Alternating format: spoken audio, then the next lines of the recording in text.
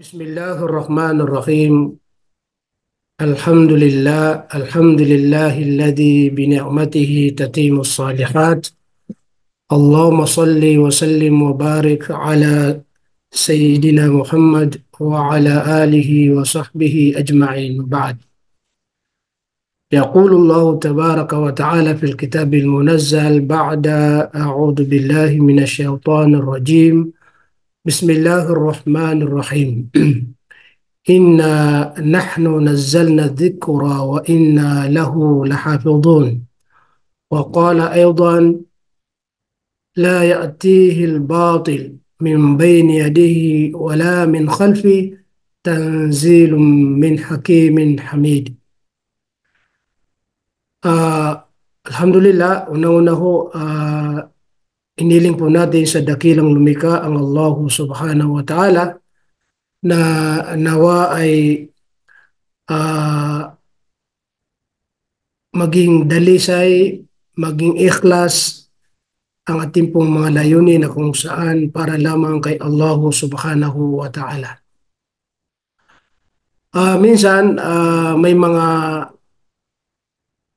ginagawa po ng isang Muslim o mga Muslim na sabihin po natin yung totoo na wala po siyang nakukuha o nakakamit na gantimpala. Kundi sabihin po natin na walang saysay, wala pong kabuluhan ang kanyang oras na ginugol sa landas ng Allah subhanahu wa ta'ala. Dahil po nawala yung tinatawag na ikhlas. Lagi po natin sinasabi, mga kapatid namin sa pananampalatayang Islam, na dalawang uri lamang na kung saan kondisyon, dalang kondisyon para tanggapin po ng Allah subhanahu wa ta'ala ang ating pong mga gawain. Isa rin po sa sabi ng mga scholar ay kinakailangan mayroon tinatag na ikhlas. Maging mukhlis tayo. Ibig sabihin, wala po tayong ibang layunin kundi para lamang kay Allah subhanahu wa ta'ala.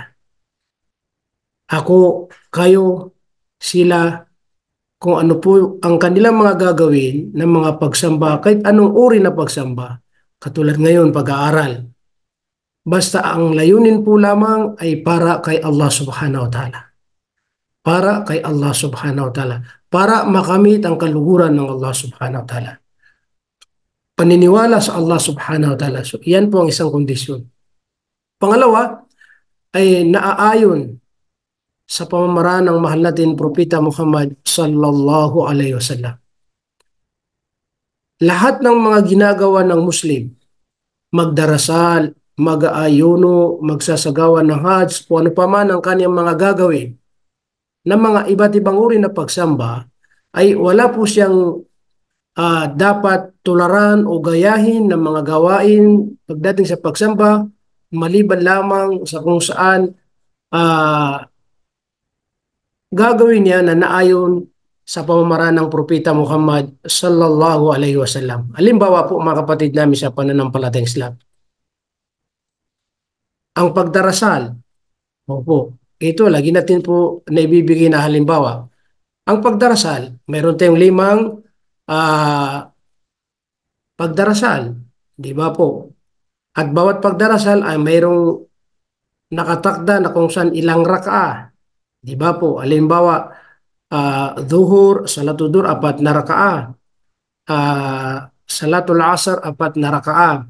Salatul Maghrib, 3 rakaah.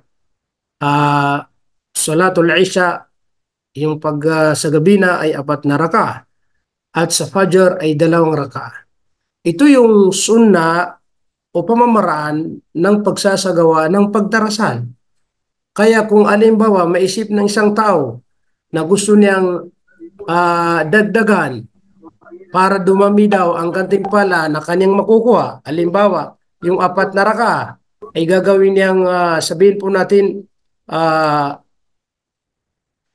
rakaah o 6 na rakaah. Ayun, sumubra ang kanyang kumbaga pagdarasal, kaya po hindi po na tatanggapin ang kanyang pagdarasal. At ganun din, may mga binibigkas sa pagdarasal. may mga kilos sa pagdarasal. Kaya kung anuman ng kanyang ginagawa na hindi po naayon sa sunna at pamamaraan ng Propeta Muhammad sallallahu alaihi wasallam, ay tiyak na hindi po tatanggapin sa kanya. Tiyak na hindi po tatanggapin sa kanya. Lalong-lalo na ang sabi ng Propeta Muhammad sallallahu alaihi wasallam, "Sallu kama raaitumuni usalli." Magdarasal kayo. Magdarasal kayo, ha? Ay tayo nagdadarasal bilang mga Muslim na kung saan kung ano man ang inyong nakikita sa aking pagdarasal ay inyong gagayahin. Kaya hindi po tayo pwedeng mag-isip na magdagdag o magbawas sa pamamaraan ng pagdarasal kasi nandyan na yung tamang pamamaraan at kumpletong pamamaraan ng Propeta Muhammad sallallahu alaihi wasallam sa pagdarasal.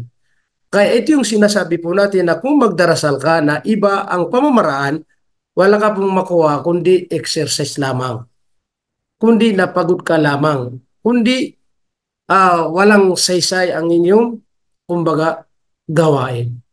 Kaya sa isang Muslim, sinisika po niya na lahat ng kanyang mga gagawin ay naayon sa pamamaraan ng Propeta Muhammad sallallahu alaihi wasallam. Opo. Okay. Katulad po ngayon, kaya kailangan mayroon tayong ikhlas para kay Allah subhanahu wa ta'ala. Siyempre, ang pag-aaral po ito isang pamamaraan na ipinag-utos ng ating Propeta Muhammad sallallahu alaihi wasallam. Talabul ilmi fariidatun ala kulli wa muslimatin. Ang paghahanap, pagsasaliksik ng kaalaman, ito ay obligado sa lahat ng mga kamusliman, babae man o lalaki. Kaya nag-aaral po tayo dahil isa sa ipinag-utos sa atin ng Allah subhanahu wa ta'ala. At kapag hindi tayo nag-aaral, ibig sabihin, sinuway natin ang kautusan ng Allah subhanahu wa ta'ala. Kapag sinuway natin ang Allah subhanahu wa ta'ala, sigurado magkakasala po tayo. Kaya ang pagkakasala ng isang tao dahil hindi siya nag-ayuno, pagkakasala ng isang tao dahil hindi nagdarasal, pagkakasala ng isang tao dahil hindi siya nag-aanap ng kaalaman. So, dahil hindi po nila ginagampanan ang kanilang tungkulin bilang isang Muslim, kaya nagkakasala pa rin sila.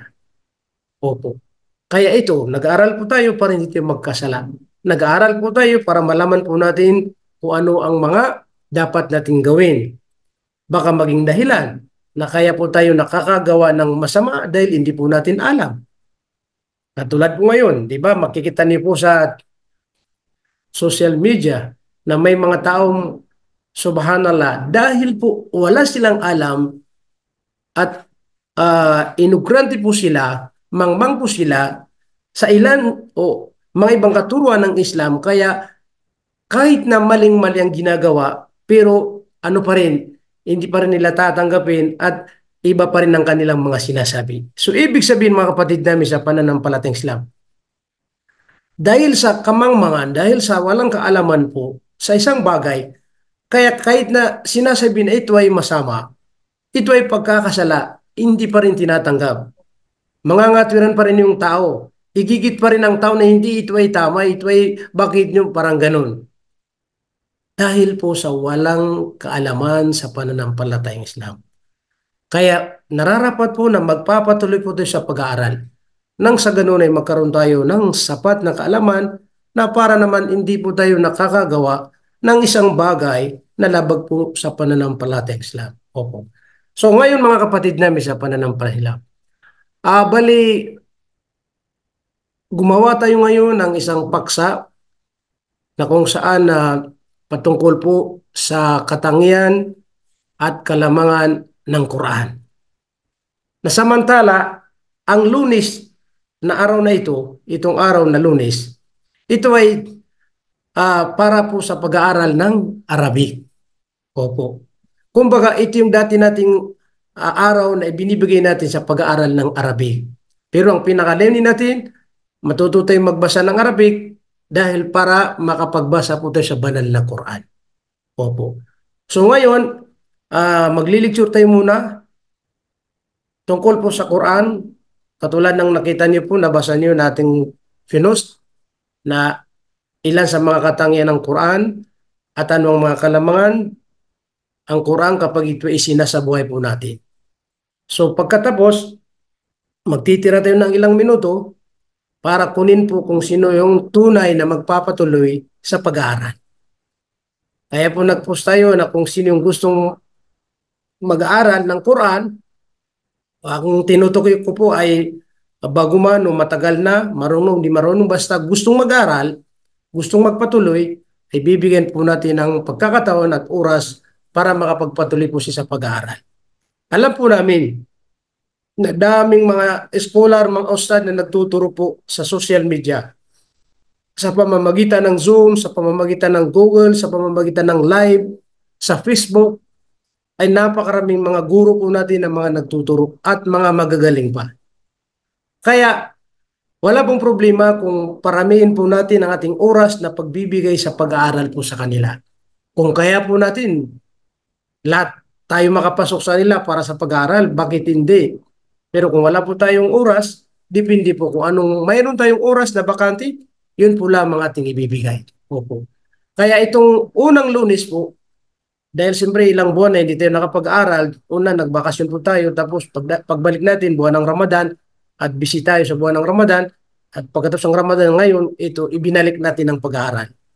So bali sa susunod po, kaya alamin po natin kung sino po yung mga interesado na mag-aaral dahil para po mabigyan natin sila ng oras. Kung sino po yung mga baguhan at kung sino po yung mga datihan. Ibabalik pa rin natin yung pag-aral na tuloy-tuloy inshallah sa Lunes po, every Monday. At nagpangako po ng Islamic Center namin na every 3 months po, every 3 buwan inshallah po ay magkakaroon tayo ng certificate sa pag-aaral. Hindi po certificate doon sa pagiging isang Muslim po. Sa pag-aaral, halimbawa 3 buwan, ito yung nakapagpangako tayo mga nakarang, kaso lang sa daming mga ginagawa, yun, pati yung Islamic Center namin na hindi sila tuloy nakakapagbigay po. So, inshallah po ito yung simula na sana po ay matupad natin ating pangako sa ating pong ipinapangako na kung saan magbibigay po tayo ng certificate sa pag-aaral po. Tulad ng pag-aaral po ng Arabic, pag-aaral po ng Quran. Okay, ngayon po magsisimula na po tayo sa mga katangian ng Quran. Okay. Mayroon po tayong mga scholar na nagbigay, nagpaliwanag patungkol po sa mga katangian ng banal na Quran. Subhanallah. At itong mga katangian po ng banal na Quran, kailanman hindi natin po ito matatagpuan sa mga libro na sinasabi nga nila na ito daw ay salita ng Diyos. Opo. Kailanman hindi natin matatagpuan sa kanila kasi unang-una, ang Quran ay tunay na salita ng Allah subhanahu wa ta'ala. Ang Quran, tunay na nagmula sa Allah subhanahu wa ta'ala. Kaya po, kailanman, hindi po natin maaring matagpuan ang mga katangian ng banal na Quran sa ibang mga kasulatan na sinasabi nga na ito daw ay salita ng Diyos. Liban doon po sa mga original na mga kapahayagan na ipinahayag ng Allah sa mga nauna po sa atin. Na maari na mayroon ding, kumbaga, kahalin tulad niya po na kung saan katangian. Pero bukod doon sa mga original na ipinahayag ng Allah subhanahu wa ta'ala sa mga nauna po sa atin, na kung saan itong mga bago na inilabas, sabihin po natin na nagsasabi na salita daw ng tunay na Diyos, kailanman din natin makikita o matatagpuan itong mga babanggitin natin na mga katangian ng banal na Quran. Ang banal na Quran, ito yung huling ipinahayag ng Allah subhanahu wa ta'ala kay Propeta Muhammad sallallahu alaihi wasallam. Sa loob ng 23 years po yan, bago nabuo ang banal na Quran, na kung saan nakumpleto sa panahon ng Propeta Muhammad sallallahu alaihi wasallam. At simula ng ibinabang banal na Quran hanggang sa kasalukuyan, ay isa sa katangian ng banal na Quran ay kailanman ay hindi po pwedeng sabihin natin at baguhin. Hindi po pwedeng mag-isip ang isang tao na may dagdag sa banal na Quran. Hindi po pwedeng mag-isip ang tao na may bawas sa banal na Quran. Ang tingnan niyo po mga kapatid namin sa pananampalatayang Islam. Ang Allah subhanahu wa ta'ala mismo nagsabi na ang banal na Quran ay kanyang pinangangalagaan. Ang nag-promise, nagpangako mismo ang tunay na Diyos at nagpadala ng banal na Quran o nagpahayag ng banal na Quran. Kaya mababasa po natin sa banal na Quran, ang sabi po ng Allah subhanahu wa ta'ala, Inna nahnu nazzalna dhikra wa inna lahu lahafidhun. Katotohanan, sabi ng Allah subhanahu wa ta'ala, ay ibinaba namin, nazzalna, ipinahayag namin, al-dhikra, ang banal na Quran. Isa rin sa pangalan ng Quran ay al-dhikr. At mayroon pang ibang mga katawagan po sa banal na Quran. Suho, kaya kasama rin yan, at Quran. Aming ibinaba ang banal na Quran, wa inna lahu lahafidhun, at aming pinangangalaga na tunay ang banal na Quran. Ibig sabihin, napakalinaw na si Allah mismo nagsabi na kanyang pinangangalagaan ng Quran. Kaya hindi ito po pwedeng madagdagan at hindi po pwedeng mabawasan. Kasi kapag dinagdagan, ibig sabihin hindi na pangalagaan. Pag nabawasan, ibig sabihin hindi na pangalagaan. Kaya sa isang talata po, ang sabi ng Allah subhanahu wa ta'ala, Bismillahirrahmanirrahim, La ya'tihil batil min bayni yadayhi wa la min khalfi tanzilun min hakimin hamid. Na kung saan ang sabihin natin na ang paninira o sabihin natin mga pamamagitan ng pagdagdag o pagbabawas sa banal na Quran ay kailanman hindi makakalapit. Ibig sabihin, hindi po mangyayari. Hindi po makakalapit sa harapan o sa talikuran. Ibig sabihin nun, kailanman hindi po pwedeng may makagawa. Halimbawa, tulad ni Satanas, Iblis, na isa rin siya sasabihin natin pinakakaaway. Dahil sinabi sa banal na Quran, innakum adu, katunayan si Iblis, Satanas sa inyong kaaway. Kailanman hindi niya magagawa na masira po niya ang tinatawag na banal na Quran. Kaya tanzilum min hakimin hamid, na ang banal na Quran ito ibinaba mula sa tigib ng karunungan at kapuri-puri, ang tinutukoy ang Allah subhanahu wa ta'ala. Kaya mga kapatid namin sa pananampalatayang Islam, ibig sabihin, isa sa katangian ng banal na Quran ay hindi po pwedeng dagdagan at bawasan dahil ito ay nasa pangangalaga ng Allahu subhanahu wa ta'ala. Kaya kapag binabasa po natin ang banal na Quran, subhanallah, mula sa puso natin, lalong lalakas ang ating pananampalataya at lalong tumitibay ang ating pananampalataya. Ang isipin nyo, may mga hindi-Muslim na dahil binasa po nilang banal na Quran, subhanallah, naging dahilan na sila ay nabuksan ng kanilang mga puso hanggang tinanggap po nila ang banal na Quran. Subhanallah. Alam niyo po, dati-rati mayroon din tayong naging kaibigan, professional din. Isang araw siya bumisita sa aming library.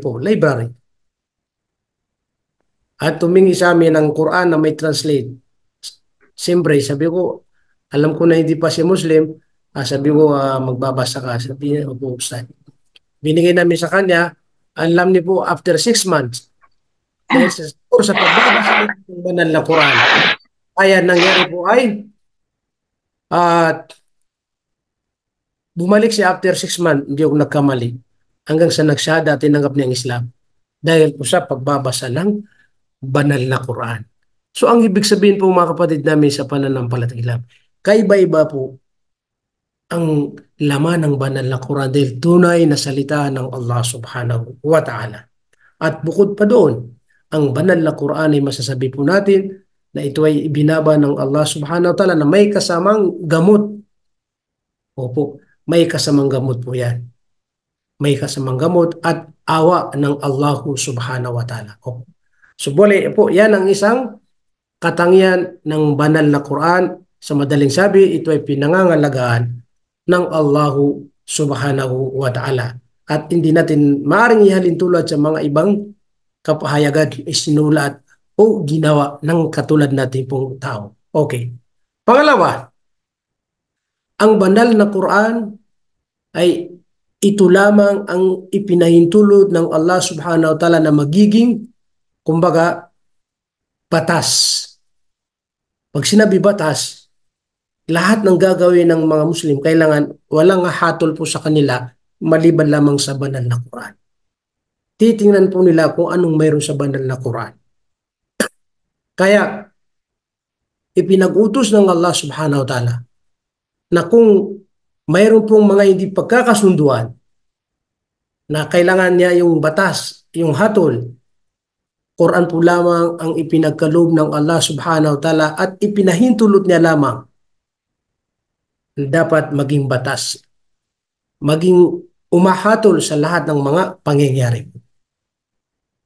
Ito yung ipinag-utos sa lahat ng mga muli sa buong mundo.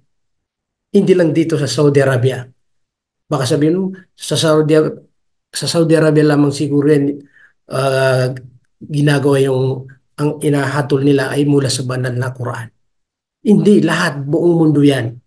Lahat ng naniniwala kay Allah subhanahu wa ta'ala, magsisika po siya, magsusumika po siya na dapat maging batas niya sa kanyang pamumuhay ay ang banal na Quran. Sa ating sa Pilipinas, wala po tayong magawa, di ba? Kasi ang ano po natin, demokrasi, may batas na mula sa, halimbawa sa demokrasi. Kaso lang yung mga Muslim, kailan pa rin yung kanilang layunin, isip nila, sa kanilang pamumuhay, ay dapat doon pa rin sila bumabatay sa tinatawag na banal na Quran.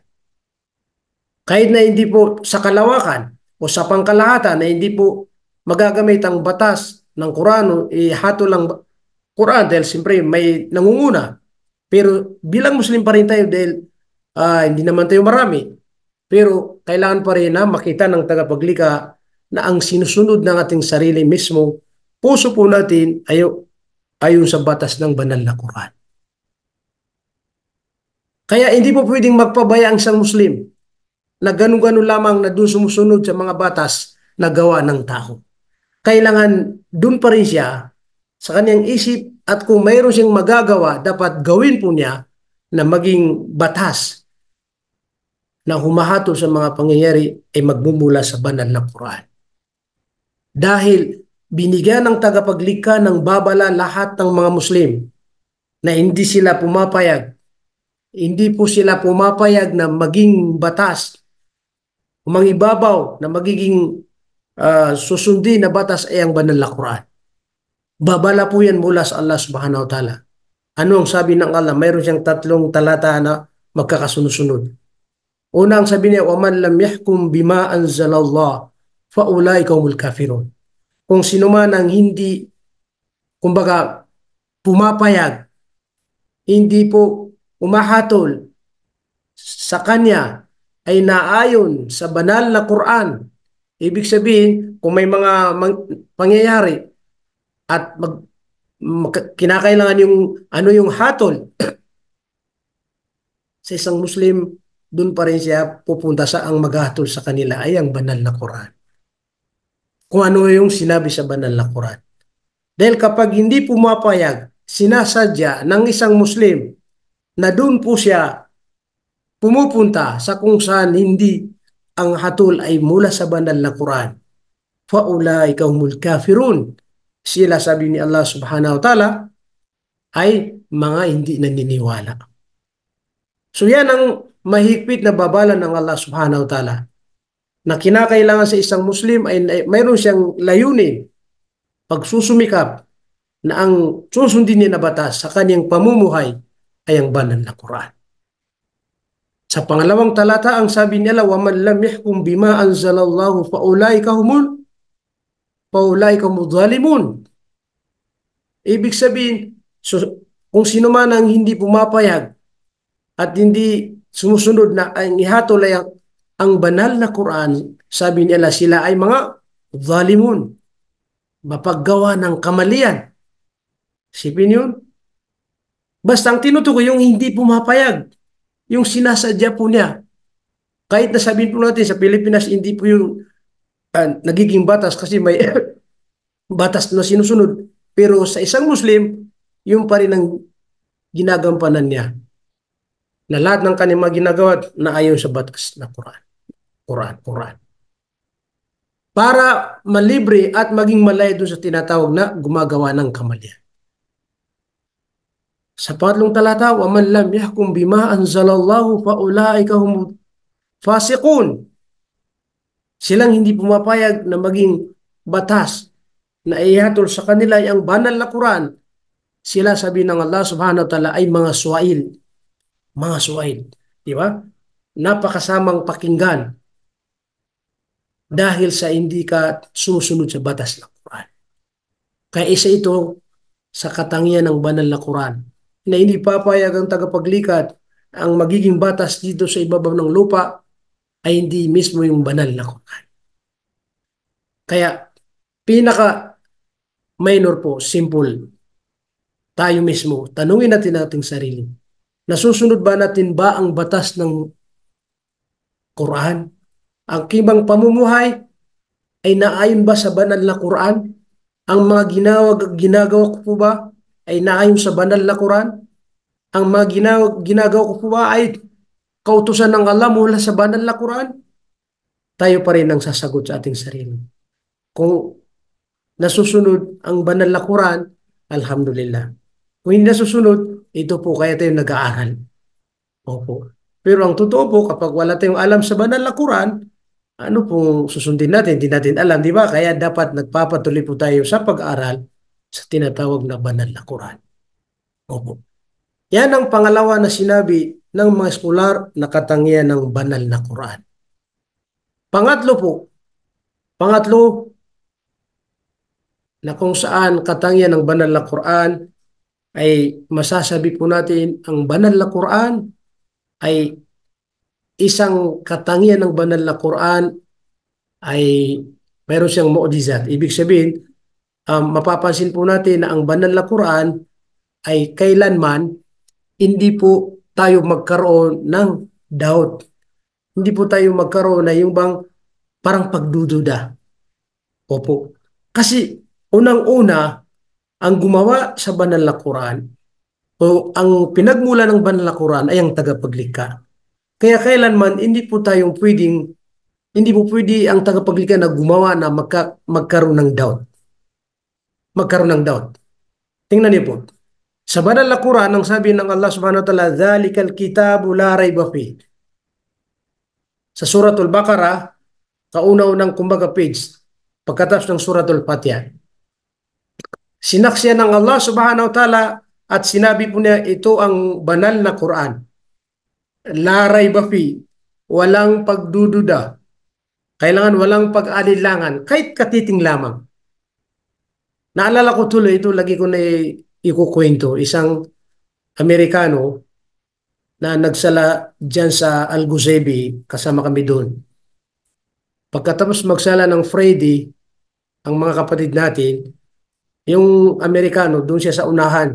Dahil plano yun na pag nakapagsala ay magsasalita sa harapan ng mga tao at magkukwento kung ano ang dahilan kung bakit niya tinanggap ang Islam. Kasi minsan yung ginagawa na meron yan, yung mga yumayakap ng Islam, dinadala sa masjid, tapos i-welcome po namin doon at sinasabi ko anong pinakadahilan sa maikli kung paano ninatanggap ang Islam. Yung mismo, ang Amerikano ang nagkwento, kumbaga balik Islam, pagkatapos ng magsala, may kasama siyang Arabo. Nagsalita niya siya ng English, yung Arabo marunong mag-English at inarabik niya rin sa kanyang mga kasamaan Arabo. Kaya sa kahulugan po ng kanyang sinabi o kwento sa kanyang pagtanggap ng Islam, unang-una naging dahilan daw ay nung binuksan niyang banal na Quran at naisip niya na tingnan ito. Sa unang page po lamang nang mabasa niya at makita niya yung salita ng Allah, "Dhalikal kitabu la rayba fihi hudal lil muttaqin." Ito ang libro, aklat, na kung saan walang pag-aalinlangan at pagdududa, patnubay, gabay ng mga taong matakuti sa Allah subhanahu wa ta'ala. Kaya sabi niya nung nabasa ko yun, nakapag-decide ako, nakapagsabi ako, ito ay kaiba-iba. Kaiba-iba. Ito yung tinatawag na mu'jizat. Kaiba-iba. Bakit sabi niya? Sa dami kong nabasa ng libro o aklat, kasi ma-research yung tao na yun, magaling kumbaga. Lahat ng nababasa ko na libro sa una pa lamang sa unang page, wala po akong nabasa na nakalagay, nakasulat na itong libro na babasahin mo ay walang pagdudo at walang pag-alinlangan. Maliban lamang sa Quran, sabi niya. Kaya mula nang nabasa ko, sabi niya, nagkaroon ako ng interesado. Iba ito. Sa simula pa lamang sinaksya na itong babasahin ko ay walang pagdudo at walang pag-alinlangan. Kaya itinuloy ko, sabi niya. Itinuloy-tuloy-tuloy ko. Ito yung sinasabi natin. Kapag binabasa ang banal na Quran mula sa puso, kung hindi ka Muslim, mag-Muslim ka. Kung Muslim ka, lumalakas ang iman at pananampalataya. Sa madaling sabi, tinanggap niya ang Islam. Pero nagsimula doon sa sinasabi po natin nang makita niya at mabasa niya yung salita ng Allah, dalikal kitab. Kaya ito yung challenge ng Allah subhanahu wa ta'ala. Challenge na sinabi niya sa banal na Quran. Bismillahirrahmanirrahim. Wa in kuntum fi raybin mimma nazzalna ala abdina fa'tu bi suratin min mithli. Ang sabi po ng Allah subhanahu, kung kayo ay may pag-aanlilangan o pagdududa sa aking ibinaba, sa aking alipin, na kung saan si Propeta Muhammad sallallahu alaihi wasallam, dahil dito ibinaba sa kanya. Challenge po yan, hamon. Kung kayo ay nagdududa o nag-aalinlangan sa aming ibinaba na banal na Quran kay Propeta Muhammad sallallahu alaihi wasallam, fa'tu bi suratin min mithli. Anong sinabi ng Allah? Magbigay kayo. Ibigay niyo sa amin, magpakita kayo ng kahit isang kabanata po lamang min mithlihi, na kung saan katulad ng banal na Quran. Katulad ng banal na Quran. Wad'u shuhada'akum min dunillah in kuntum sadiqin. At tawagin niyo pa yung mga katulong po ninyo, yung mga saksi niyo po, yung tumutulong sa inyo bukod kay Allah subhanahu wa ta'ala, kung kayo ay nagsasabi ng katotohanan. Hamon. Kung mayroon kayong pagdududa, sabi ng Allah, magpakita kayo. Gumawa kayo ng isang kabanata katulad ng isang kabanata sa banal na Quran. Ano ang sinabi ng Allah sa ibang talata? Wa in lam taf'alu wa lan taf'alu. Kung hindi niyo magagawa, kung hindi niyo kayang gawin yan, at tiyak sabi ni Allah, walan taf'alu. Tiyak na hindi niyo yan magagawa. Hindi niyo magagawa na makagawa ng isang kabanata o kahit ilang talata sa banal na Quran. Hindi niyo magagawa. Kaya sabi niya, la fattakullah, matakot kayo. Fattakun nar, matakot kayo sa apoy ng impyerno. Matakot kayo sa apoy ng impyerno. Fattakun nar allati waquduha an-nas wal hijara uiddat lil kafirin. Matakot kayo sa apoy ng impyerno, sabi ng Allah subhanahu wa ta'ala.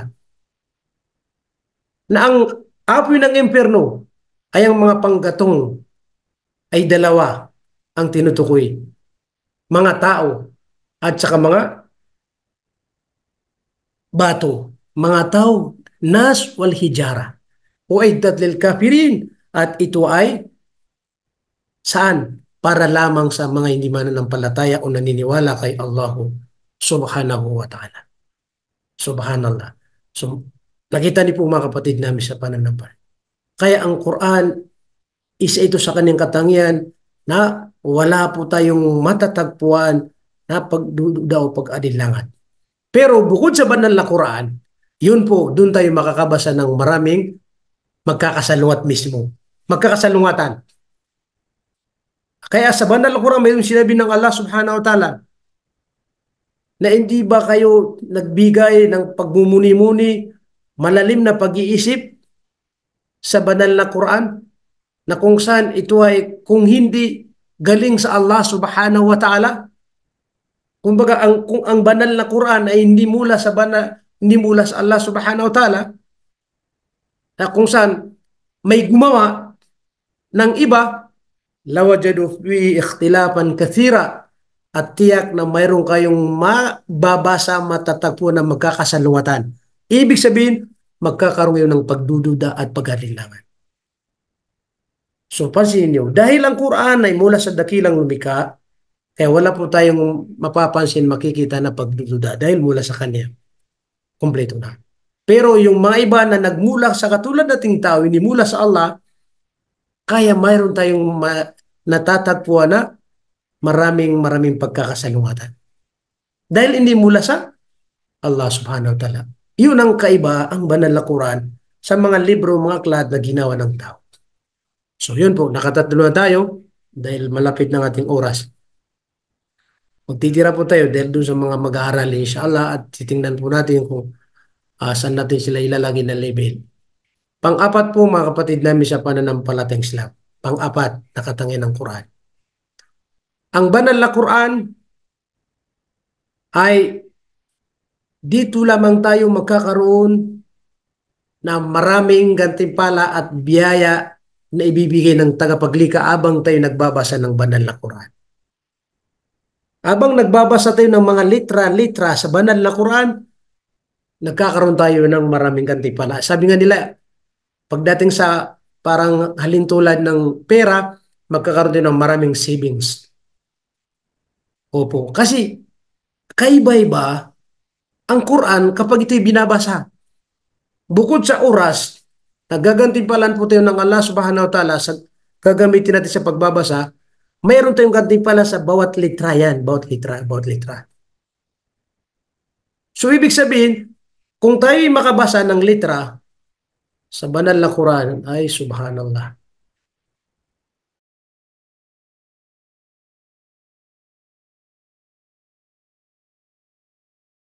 Masira po niya ang tinatawag na banal na Quran. Kaya tanzilum min hakimin hamid, ng banal na Quran ito ibinaba mula sa tigib ng karunungan at kapuri-puri. Ang tinutukoy ang Allah subhanahu wa ta'ala. Kaya mga kapatid namin sa pananampalatayang Islam, ibig sabihin, isa sa katangian ng banal na Quran ay hindi po pwedeng dagdagan at bawasan dahil ito ay nasa pangangalaga ng Allahu subhanahu wa ta'ala. Kaya kapag binabasa po natin ang banal na Quran, subhanallah, mula sa puso natin, lalong lalakas ang ating pananampalataya at lalong tumitibay ang ating pananampalataya. Ang isipin nyo, may mga hindi-Muslim na dahil binasa po nilang banal na Quran, subhanallah, naging dahilan na sila ay nabuksan ng kanilang mga puso hanggang tinanggap po nila ang banal na Quran. Subhanallah. Alam niyo po, dati-rati mayroon din tayong naging kaibigan, professional din. Isang araw siya bumisita sa aming library. At tumingi sa amin ng Quran na may translate. Siyempre, sabi ko, alam ko na hindi pa si Muslim, sabi ko, magbabasa ka. Sabi niya, opo, Ustad. Binigay namin sa kanya, alam niyo po, after 6 months, dahil sa pagbabasa ng banal na Quran, kaya nangyari po ay, bumalik siya after 6 months, hindi ako nagkamali. Hanggang sa nagsada, tinanggap niya ang Islam. Dahil po sa pagbabasa ng banal na Quran. So ang ibig sabihin po mga kapatid namin sa pananampalatayang Islam, kaiba-iba po ang laman ng banal na Quran dahil tunay na salita ng Allah subhanahu wa ta'ala. At bukod pa doon, ang banal na Quran ay masasabi po natin na ito ay ibinaba ng Allah subhanahu wa ta'ala na may kasamang gamot. Opo, may kasamang gamot po yan. May kasamang gamot at awa ng Allah subhanahu wa ta'ala. Opo.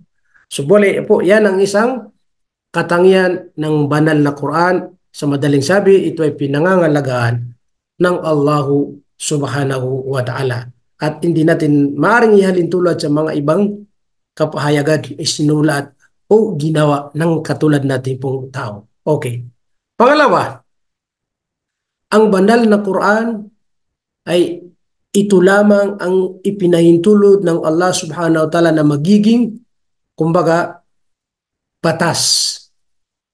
Pag sinabi batas, lahat ng gagawin ng mga Muslim, kailangan walang hatol po sa kanila maliban lamang sa banal na Quran. Titingnan po nila kung anong mayroon sa banal na Quran.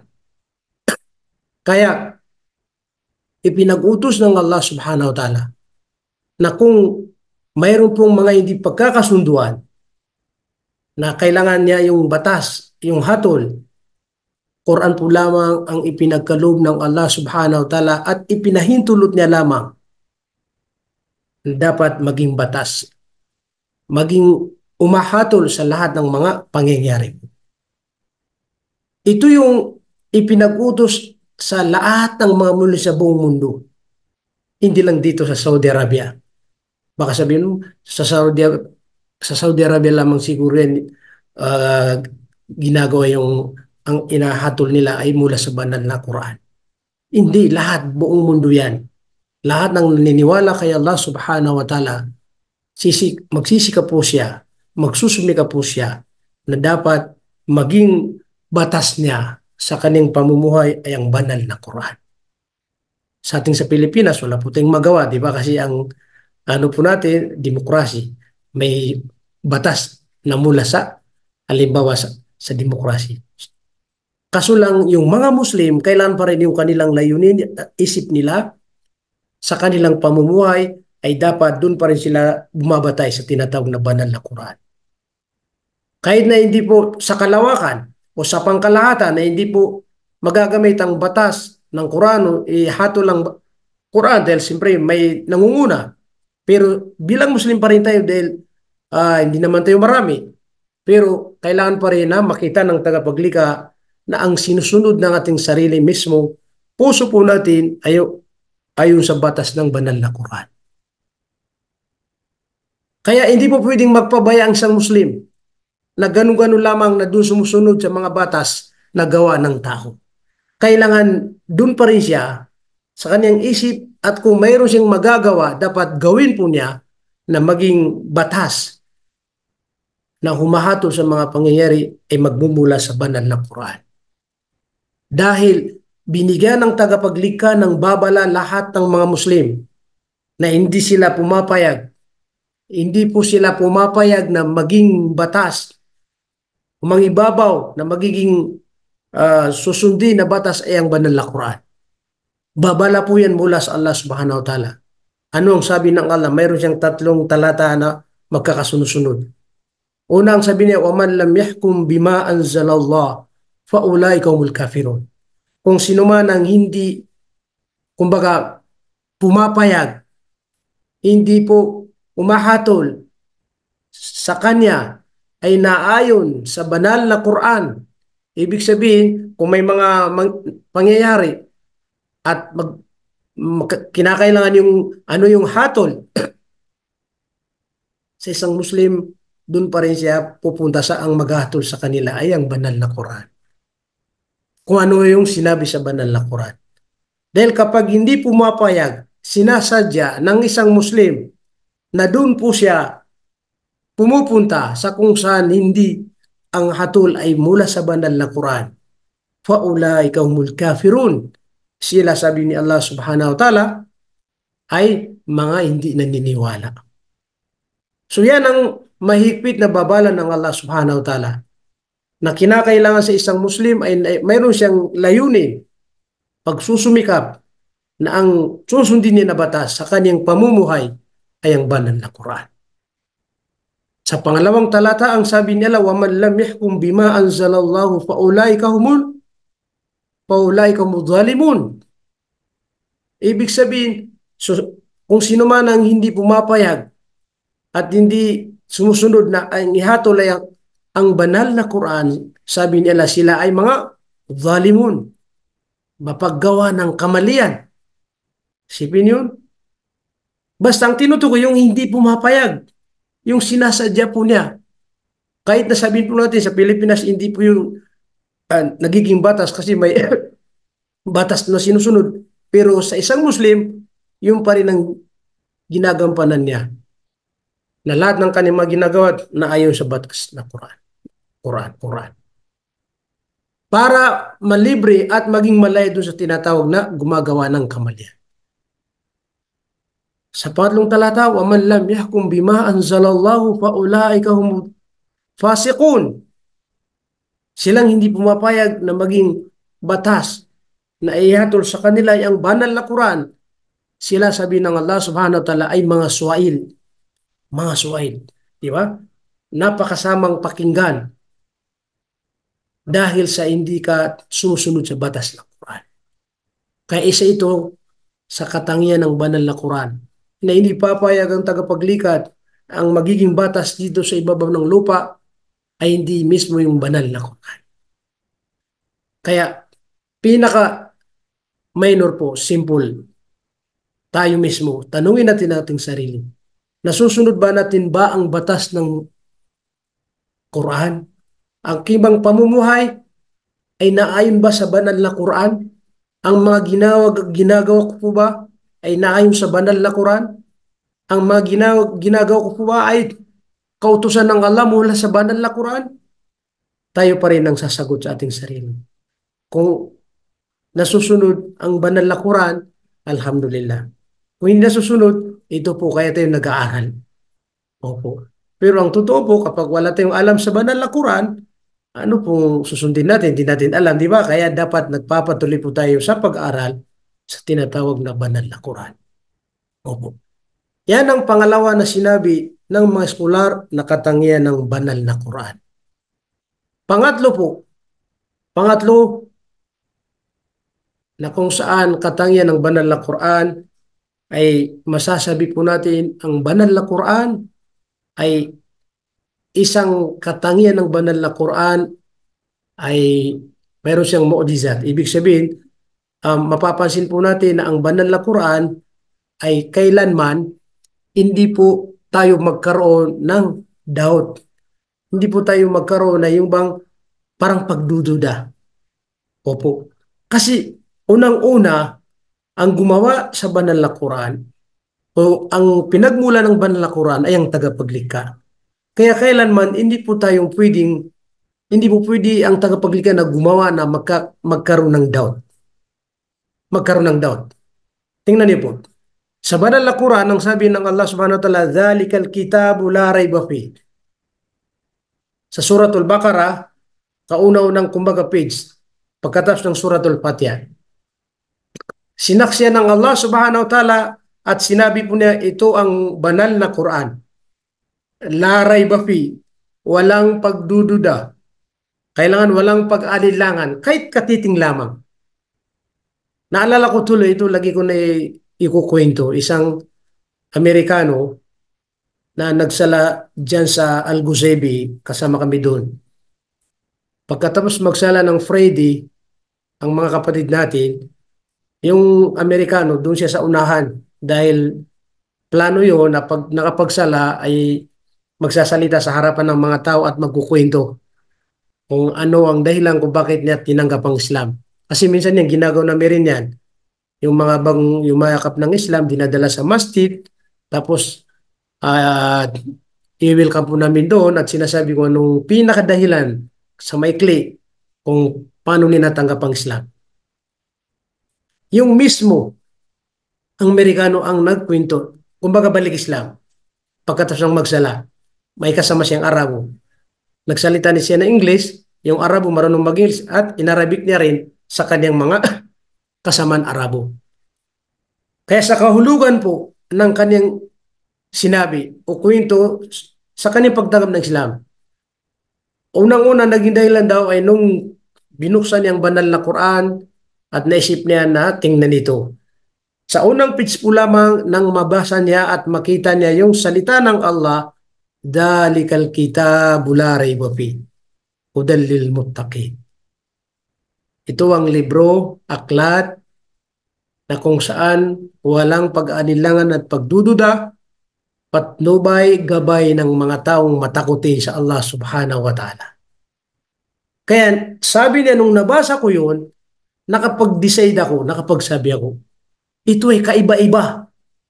Kaiba-iba. Ito yung tinatawag na mu'jizat. Kaiba-iba. Bakit sabi niya? Sa dami kong nabasa ng libro o aklat, kasi ma-research yung tao na yun, magaling, kumbaga. Lahat ng nababasa ko na libro sa una pa lamang sa unang page, wala po akong nabasa na nakalagay, nakasulat na itong libro na babasahin mo ay walang pagduda at walang pag-alinlangan. Maliban lamang sa Quran, sabihin niya. Kaya mula nang nabasa ko, sabihin niya, nagkaroon ako ng interesado. Iba ito. Sa simula pa lamang sinaksya na itong babasahin ko ay walang pagduda at walang pag-alinlangan. Kaya itinuloy ko, sabihin niya, itinuloy-tuloy-tuloy ko. Ito yung sinasabi natin. Kapag binabasa ang banal na Quran mula sa puso, kung hindi ka Muslim, mag-Muslim ka. Kung Muslim ka, lumalakas ang iman at pananampalataya.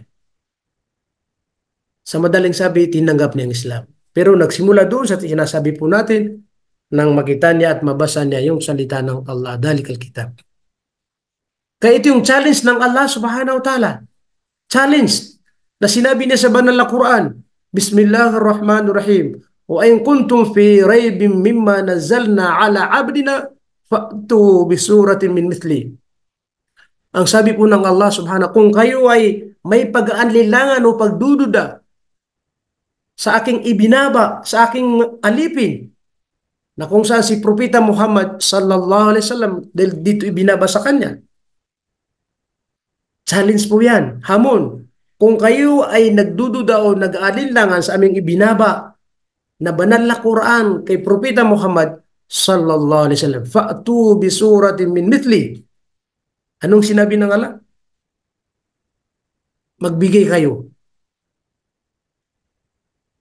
Ibigay niyo sa amin, magpakita kayo ng kahit isang kabanata po lamang min mithlihi, na kung saan katulad ng banal na Quran. Katulad ng banal na Quran. Wad'u shuhada'akum min dunillah in kuntum sadiqin. At tawagin niyo pa yung mga katulong po ninyo, yung mga saksi niyo po, yung tumutulong sa inyo bukod kay Allah subhanahu wa ta'ala, kung kayo ay nagsasabi ng katotohanan. Hamon. Kung mayroon kayong pagdududa, sabi ng Allah, magpakita kayo. Gumawa kayo ng isang kabanata katulad ng isang kabanata sa banal na Quran. Ano ang sinabi ng Allah sa ibang talata? Wa in lam taf'alu wa lan taf'alu.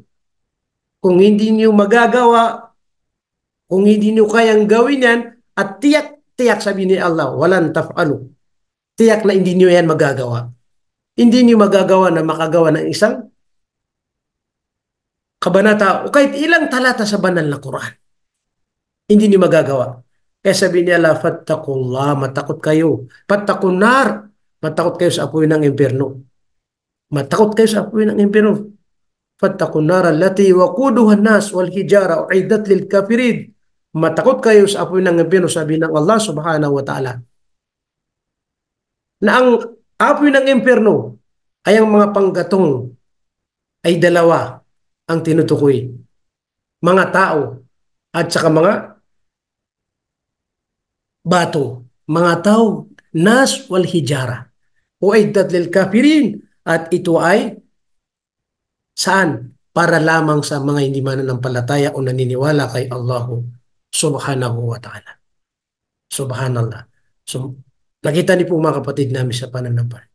Kaya ang Quran, isa ito sa kanyang katangian na wala po tayong matatagpuan na pagdududa o pag-adilangan. Pero bukod sa banal na Quran, yun po, doon tayo makakabasa ng maraming magkakasalungat mismo. Magkakasalungatan. Kaya sa banal na Quran, mayroong sinabi ng Allah subhanahu wa ta'ala na hindi ba kayo nagbigay ng pagmumuni-muni, malalim na pag-iisip sa banal na Quran, na kung saan ito ay kung hindi galing sa Allah subhanahu wa ta'ala. Kumbaga kung ang banal na Quran ay hindi mula sa Allah subhanahu wa ta'ala, na kung saan may gumawa ng iba, lawajadu fi ikhtilafan kathira, at tiyak na mayroon kayong mababasa, matatagpo na magkakasalungatan. Ibig sabihin, magkakaroon ngayon ng pagdududa at pag-alinlangan. So pansinin niyo, dahil ang Quran ay mula sa dakilang lumikha, kaya wala po tayong mapapansin, makikita na pagdududa dahil mula sa Kanya. Kompleto na. Pero yung mga iba na nagmula sa katulad nating tao, hindi mula sa Allah, kaya mayroon tayong natatagpuan na maraming maraming pagkakasalungatan. Dahil hindi mula sa Allah subhanahu wa ta'ala. Yun ang kaiba, ang banal na Quran sa mga libro, mga aklat na ginawa ng tao. So yun po, nakatatlo na tayo dahil malapit ng ating oras. Magtitira po tayo dahil dun sa mga mag-aaral inshallah at titingnan po natin kung saan natin sila ilalagay na level. Pang-apat po mga kapatid namin sa pananampalatayang Islam. Pang-apat, nakatangin ng Quran. Ang banal na Quran ay dito lamang tayo magkakaroon ng maraming gantimpala at biyaya na ibibigay ng tagapaglikha abang tayo nagbabasa ng banal na Quran. Abang nagbabasa tayo ng mga litra-litra sa banal na Quran, nagkakaroon tayo ng maraming gantimpala. Sabi nga nila, pagdating sa parang halintulad ng pera, magkakaroon tayo ng maraming savings. Opo. Kasi kaiba-iba ang Quran kapag ito'y binabasa. Bukod sa oras, nagagantimpalan po tayo ng Allah subhanahu wa ta'ala sa gagamitin natin sa pagbabasa, mayroon tayong gantimpala sa bawat litra yan, bawat litra, bawat litra. So, ibig sabihin, kung tayo'y makabasa ng litra sa banal na Quran, ay subhanallah.